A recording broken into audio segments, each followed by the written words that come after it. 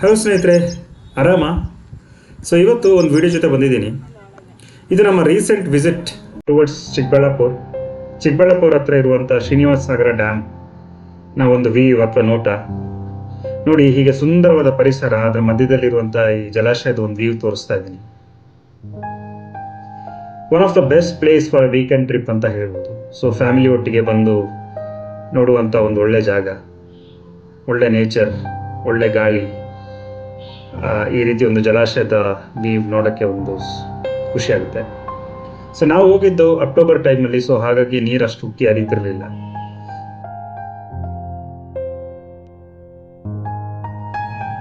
ಇನ್ನು ಮಳೆಗಾಲ ಟೈಮಲ್ಲಿ ಇಲ್ಲಿ ಸಾಕಷ್ಟು ನೀರು ಹರಿತದೆ. ಸೊ ಅದನ್ನ ನೋಡುವಂತ ಒಂದು ವ್ಯೂವೇ ಬೇರೆ ಅಂತ ಹೇಳ್ಬೋದು, ಬೇರೆ ಪಿಕ್ಚರೇ ಕೊಡುತ್ತದೆ.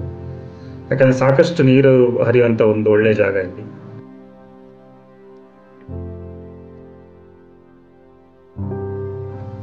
ಇನ್ನು ಹೀಗೆ ಇಲ್ಲಿನ ಸುತ್ತಮುತ್ತ ಊರಿಗೆಲ್ಲ ಇಲ್ಲಿಂದ ನೀರು ಸರಬರಾಜು ಆಗುತ್ತೆ ಅಂತ ಅನ್ಸುತ್ತೆ. ಸೊ ಹಾಗಾಗಿ ಎಲ್ಲಾ ಕಡೆ ಒಂದು ಗ್ರೀನ್ಸ್ ಇದೆ.